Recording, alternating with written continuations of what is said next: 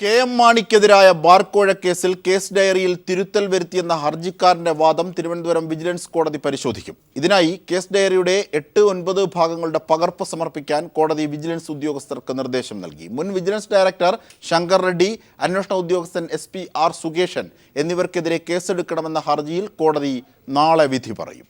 Case അട്ടിമറിക്കാൻ vigilance ഡയറക്ടറായിരുന്ന Shankar Reddy, അന്വേഷണ ഉദ്യോഗസ്ഥനായിരുന്ന SP Sukesan എന്നിവർ കൂട്ടുനിന്നുവെന്നും ഇവർക്കെതിരെ കേസെടുക്കണമെന്നും ചൂണ്ടിക്കാട്ടി പൊതുപ്രവർത്തകനായ പായിച്ചർ നവാസ് നൽകിയ ഹർജിയിലാണ് കേസ് ഡയറി കോടതി പരിശോധിക്കുന്നത്. കേസ് ഡയറി ഹാജരാക്കിയപ്പോഴാണ് 8-9 ഭാഗങ്ങളിൽ തിരുത്തൽ വരുത്തിയിട്ടുണ്ടെന്ന വാദം ഹർജിക്കാരൻ ഉന്നയിച്ചത്. ഇതേ തുടർന്ന് 8-9 ഭാഗങ്ങളുടെ പകർപ്പ് നൽകാൻ കോടതി വിജിലൻസ് ഉദ്യോഗസ്ഥർക്ക് നിർദ്ദേശം നൽകി. UDF സർക്കാരിന്റെ കാലത്ത് ബാർക്കോഴ കേസിൽ K.M. മാണിക്കെതിരെ തെളിവില്ലെന്ന കണ്ടെത്തലായിരുന്നു വിജിലൻസ് നടത്തിയിരുന്നത്. LDF സർക്കാർ വന്ന ശേഷം കേസിൽ തുടരന്വേഷണം ആവശ്യപ്പെട്ട് അന്വേഷണ ഉദ്യോഗസ്ഥനായിരുന്ന സുകേശൻ ഹർജി സമർപ്പിച്ചു. ഹർജിയിന്മേൽ തുടരന്വേഷണത്തിന് കോടതി ഉത്തരവിടുകയും ചെയ്തു. തുടർന്നാണ് ശങ്കർ റെഡ്ഡിയും സുകേശനും കേസ് അട്ടിമറിച്ചു എന്ന് ചൂണ്ടിക്കാട്ടി കോടതിയിൽ ഹർജി സമർപ്പിക്കപ്പെട്ടത്. News bureau, Thiruvananthapuram. അതേസമയം ബാർക്കോഴ കേസിൽ തനിക്കെതിരെ തുടരന്വേഷണം നടത്താനുള്ള തിരുവനന്തപുരം വിജിലൻസ് കോടതി വിധി റദ്ദാക്കണമെന്നാവശ്യപ്പെട്ട് മുൻ ധനമന്ത്രി K.M. മാണി ഹൈക്കോടതിയെ സമീപിച്ചു. വിജിലൻസ് ഒരിക്കൽ അന്വേഷിച്ച് തെളിവില്ലെന്ന് കണ്ട് തന്നെ കുറ്റവിമുക്തനാക്കിയതാണെന്ന് ഹർജിയിൽ പറയുന്നു. കേസ് വീണ്ടും ഉയർത്തിക്കൊണ്ടുവന്നതിന് പിന്നിൽ രാഷ്ട്രീയ ലക്ഷ്യങ്ങളാണെന്നും ഹർജിയിൽ ആരോപിക്കുന്നു. ഹർജി ഈ മാസം 28-ന് പരിഗണിക്കുന്നതിനായി മാറ്റി. കോൺഗ്രസിലെ അനൈക്യത്തിലും സുധീരന്റെ നിലപാടിനോടും മുസ്ലിം ലീഗിന് അതൃപ്തി. UDFന്റെ പരിപാടികളിൽ നിന്ന് സുധീരൻ വിട്ടുനിൽക്കുന്നു. യൂത്ത് കോൺഗ്രസിന്റെ നിരാഹാര സമരത്തിലും ഇന്ന് കണ്ണൂരിൽ നടന്ന സമാധാന സംഗമത്തിലും സുധീരൻ പങ്കെടുത്തില്ല. ലീഗിന്റെ അതൃപ്തി കോൺഗ്രസ് നേതൃത്വത്തെ അറിയിക്കും. UDFന്റെ പ്രധാന പരിപാടികളെ കോൺഗ്രസിലെ അനൈക്യം ബാധിക്കുന്നുവെന്നാണ് ലീഗിന്റെ പരാതി. കണ്ണൂരിൽ നടന്ന അക്രമവിരുദ്ധ സംഗമത്തിൽ നിന്ന് VM സുധീരൻ വിട്ടുനിന്നതാണ് ലീഗിനെ ചൊടിപ്പിച്ചത്. നേരത്തെ തീരുമാനിച്ച പ്രധാന പരിപാടിയായിട്ടും മുഖ്യകക്ഷിയുടെ അധ്യക്ഷൻ പങ്കെടുക്കാത്തത് പരിപാടിയുടെ ശോഭ കെടുത്തിയെന്ന് ലീഗ് നേതാക്കൾ പറയുന്നു. നിയമസഭാ സമ്മേളനവുമായി ബന്ധപ്പെട്ട ഈ മാസം 26-ന് ചേരുന്ന UDF പാർലമെന്ററി പാർട്ടി യോഗത്തിൽ ലീഗ് അതൃപ്തി അറിയിക്കും. പത്തനംതിട്ടയിലും കോട്ടയത്തും ഇന്ന് വിവിധ പരിപാടികളിൽ സുധീരൻ പങ്കെടുക്കുന്നുണ്ട്. UDF മുൻകൂട്ടി തീരുമാനിച്ച സുപ്രധാന പരിപാടിയായ അക്രമവിരുദ്ധ സംഗമത്തേക്കാൾ പ്രാധാന്യം ഈ പരിപാടിക്കുണ്ടോ എന്ന് ലീഗ് നേതാക്കൾ ചോദിക്കുന്നു. യൂത്ത് കോൺഗ്രസ് സംസ്ഥാന പ്രസിഡന്റ് ഡീൻ കുര്യാക്കോസും വൈസ് പ്രസിഡന്റ് CR മഹേഷും സെക്രട്ടേറിയറ്റിന് മുന്നിൽ 3 ദിവസമായി നിരാഹാര സമരം നടത്തുകയാണ്. സമരസ്ഥലത്തും സുധീരൻ എത്തിയിട്ടില്ല. MM ഹസന്റെ നേതൃത്വത്തിൽ കന്യാകുമാരിയിൽ നിന്ന് രമേശ് ചെന്നിത്തല ഉദ്ഘാടനം ചെയ്ത് വർക്കലയിൽ സമാപിക്കുന്ന യാത്രയിൽ എവിടെയും സുധീരനെ ക്ഷണിച്ചിട്ടില്ല. ഉമ്മൻചാണ്ടിയാണ് സമാപന സമ്മേളനം ഉദ്ഘാടനം ചെയ്യുന്നത്. ഇതിലെ അതൃപ്തിയാണ് സുധീരനും പ്രകടിപ്പിക്കുന്നത്. പുനഃസംഘടനയുമായി ബന്ധപ്പെട്ട തർക്കങ്ങളെ തുടർന്നാണ് കോൺഗ്രസിലെ ഗ്രൂപ്പുകൾ പരിപാടികളിൽ നിന്ന് സുധീരനെ ഒഴിവാക്കി നിർത്തുന്നത്. MR Sajesh, news bureau, Thiruvananthapuram. Kasaragod ഉപ്പളയിൽ ബൈക്ക് യാത്രക്കാരായ യുവാക്കളെ റോഡിൽ ലാത്തി കൊണ്ട് അടിച്ച സംഭവത്തിൽ ജില്ലാ പോലീസ് മേധാവി തോംസൺ ജോസിന്റെ നിർദ്ദേശത്തിൽ അന്വേഷണം ആരംഭിച്ചു. ബൈക്കിനെ പിന്തുടർന്നാണ് AR ക്യാമ്പിലെ പോലീസുകാരൻ യുവാക്കളെ ലാത്തി കൊണ്ട് അടിച്ചത്. ഈ ദൃശ്യം മൊബൈൽ ഫോണിൽ പകർത്തിയ യുവാവിനെയും മർദ്ദിച്ചതായി പരാതിയുണ്ട്.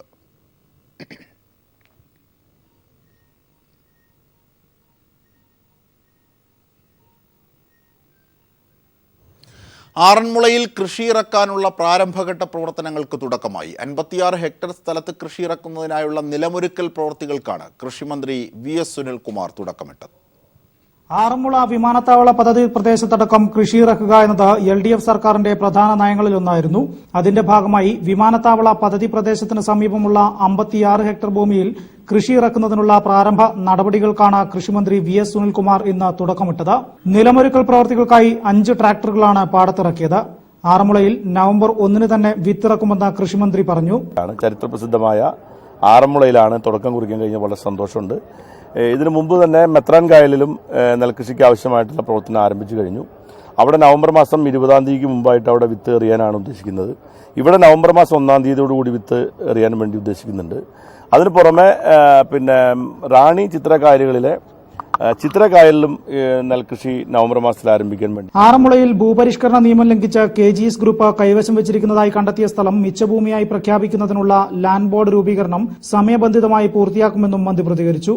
ആറന്മുള വ്യവസായ മേഖലാ പ്രഖ്യാപനം പിൻവലിക്കുന്നതിനുള്ള തുടർ നടപടിക്രമങ്ങൾ അവസാന ഘട്ടത്തിലാണെന്നും കൃഷിമന്ത്രി കൂട്ടിച്ചേർത്തു. News bureau, Pathanamthitta.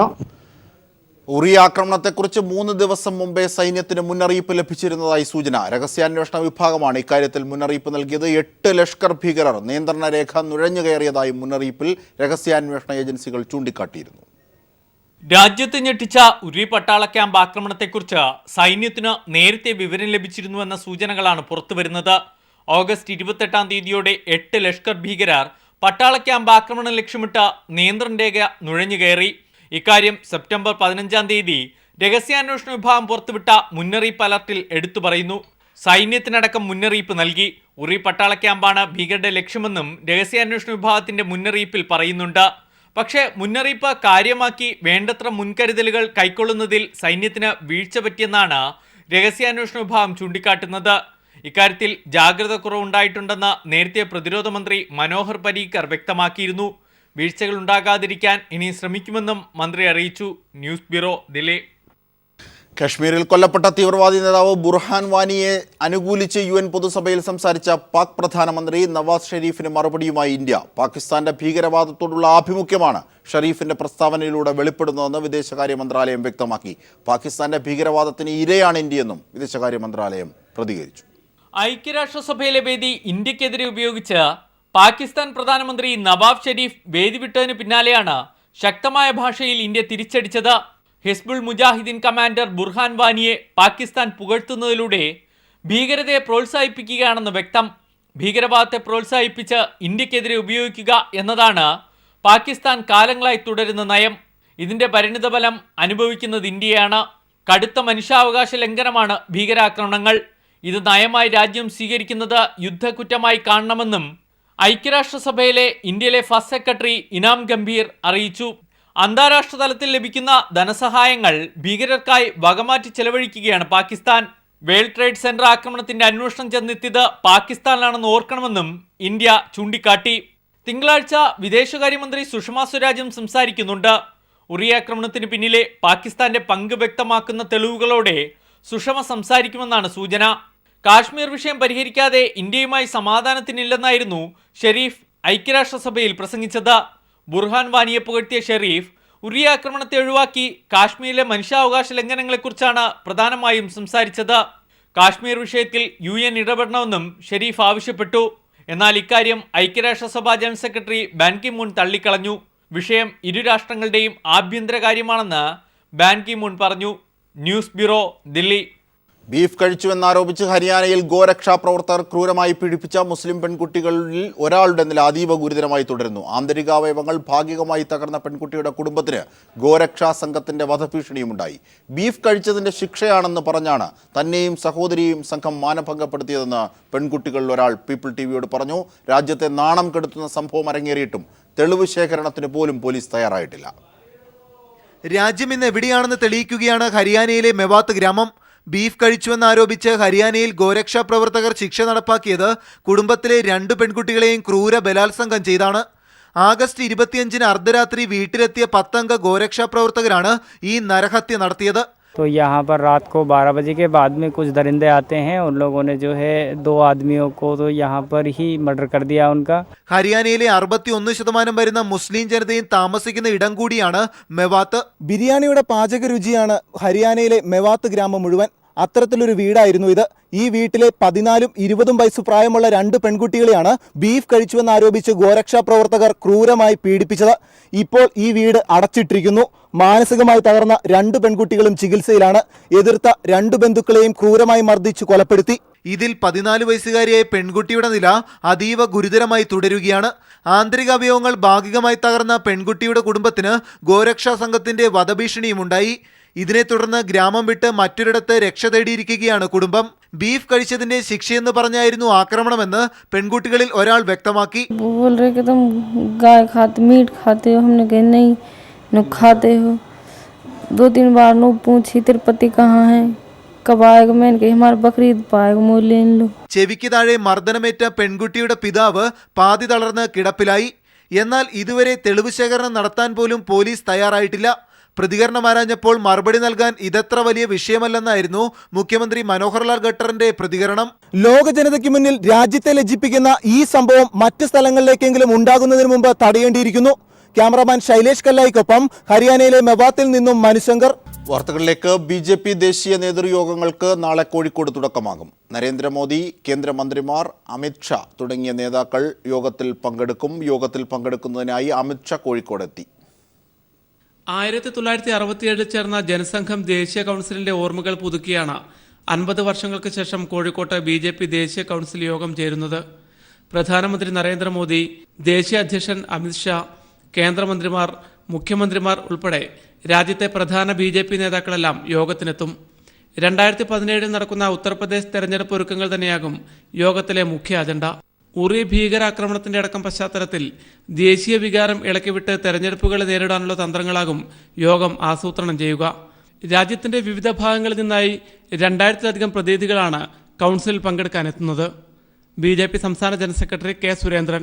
രാഷ്ട്രീയമായിട്ട് നല്ല ഒരു നിലയിലെത്തിയതിനു ശേഷം നടക്കുന്ന ഒരു സമ്മേളനം എന്നുള്ള നിലയിൽ ഇനി അങ്ങോട്ടുള്ള BJPയുടെ വളർച്ചയ്ക്ക് വളരെയധികം സഹായകരമാവുന്ന ഒരു സമ്മേളനമായിട്ടാണ് ഞങ്ങളിതിനെ കണക്കാക്കുന്നത്. 23-ന് കടവ് റിസോർട്ടിലാണ് ദേശീയ എക്സിക്യൂട്ടീവ് യോഗം ചേരുക. 24-ന് ഉച്ചയോടെ പ്രധാനമന്ത്രി എത്തും. വൈകിട്ട് കടപ്പുറത്ത് നടക്കുന്ന പൊതുസമ്മേളനത്തിലും 25-ന് സ്വപ്നനഗരിയിൽ നടക്കുന്ന ദേശീയ കൗൺസിൽ യോഗത്തിലും പ്രധാനമന്ത്രി പങ്കെടുക്കും. കേരളം ഉൾപ്പെടെയുള്ള ദക്ഷിണേന്ത്യൻ സംസ്ഥാനങ്ങളിൽ സ്വാധീനം വർദ്ധിപ്പിക്കുന്നതിനുള്ള പദ്ധതികൾ ദേശീയ കൗൺസിൽ യോഗം ആസൂത്രണം ചെയ്യും. പ്രധാനമന്ത്രിയും കേന്ദ്രമന്ത്രിമാരും ഉൾപ്പെടെയുള്ള VVIPകൾ എത്തുന്നതോടെ ഇനിയുള്ള ദിവസങ്ങളിൽ രാജ്യത്തിന്റെ ശ്രദ്ധയാകെ കോഴിക്കോട്ടേക്കാകും. ക്യാമറമാൻ അനിൽ കല്യാശ്ശേരിക്കൊപ്പം PV കുട്ടൻ. ചെങ്കുളം വൈദ്യുതി പദ്ധതിക്ക് ജലമെത്തിക്കുന്ന സർജിക് ടാങ്കിന് ചോർച്ച. 62 വർഷം മുമ്പ് സ്ഥാപിച്ച ടാങ്ക് 2 ആഴ്ചയായി ചോർന്നൊലിക്കുകയാണ്. മലമുകളിലെ ടാങ്ക് തകർന്നാൽ വൻ ദുരന്തമാവും ഉണ്ടാകുക. 400 കുട്ടികൾ പഠിക്കുന്ന സർക്കാർ സ്കൂളാണ് മലയുടെ തൊട്ടു താഴെ. People TV. ചെങ്കുളം വൈദ്യുത പദ്ധതിയിലേക്ക് ജലമെത്തിക്കുന്ന സർജിക് ടാങ്കാണ് ഒരു നാടിനെ മുഴുവൻ ഭീതിയിലാക്കിയിരിക്കുന്നത്. 62 വർഷം പഴക്കമുള്ള ടാങ്ക് ചോർന്നൊലിക്കാൻ തുടങ്ങിയിട്ട് 2 ആഴ്ച പിന്നിടുന്നു. ചെങ്കുളം പവർ ഹൗസിന് മുകളിലായി സർജിക് കുന്നിലെ പാറയിലാണ് അപകടമാം വിധം ടാങ്ക് നിൽക്കുന്നത്. ടണൽ വഴി സർജിക് ടാങ്കിലെത്തുന്ന ജലം 2 പെൻസ്റ്റോക്കുകളിലൂടെയാണ് പവർ ഹൗസിൽ എത്തിച്ച് വൈദ്യുത ഉൽപാദനം നടത്തുന്നത്. മലയ്ക്ക് മുകളിലെ 40 അടി ഉയരത്തിലും പാറയ്ക്കുള്ളിലേക്ക് 80 അടി താഴ്ചയിലുമാണ് സർജിക് ടാങ്ക് ഉള്ളത്. ടാങ്ക് തകർന്നാൽ താഴെയുള്ള പ്രദേശങ്ങൾ ഒന്നടങ്കം ഒലിച്ചു പോകും. മലയ്ക്ക് താഴെ 400-ലധികം വിദ്യാർത്ഥികൾ പഠിക്കുന്ന വെള്ളത്തൂവൽ സർക്കാർ സ്കൂളും 40ഓളം കുടുംബങ്ങളും ദുരിതമുണ്ടായാൽ ഇതിനിരയാകും. കാര്യങ്ങൾ ഇങ്ങനെയാണെങ്കിലും KSEB അധികൃതർ ഇക്കാര്യമെല്ലാം തന്നെ മറച്ചുവെക്കുകയാണ്.